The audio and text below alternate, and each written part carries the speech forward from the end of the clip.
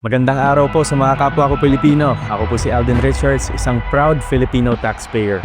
Ngayon pong panahon ng income tax filing, hinihikayat ko po ang lahat ng mga taxpayers natin na mag-file at magbayad po ng kanilang income taxes on or before April 15, 2026. Ang tamang pagbabayad po ng buwis ay mahalagang ambag natin sa patuloy na pag-unlad ng ating bansa para sa mas maayos na serbisyo publiko at mga programang makakatulong sa pag-angat ng bawat mamamayang Pilipino. Upang maiwasan po natin ang rush o penalties, syempre ayaw po natin yan, mag-file at magbayad po tayo ng maaga o sa takdang panahon. Para sa karagdagang impormasyon, bumisita lang po tayo sa website ng Bureau of Internal Revenue o sa pinakamalapit na BIR office sa inyong lugar. Ito po, paalala ko lamang po sa inyo, magbayad po tayo ng tamang buwis sa tamang oras para sa mas maunlad na Pilipinas. Maraming salamat po.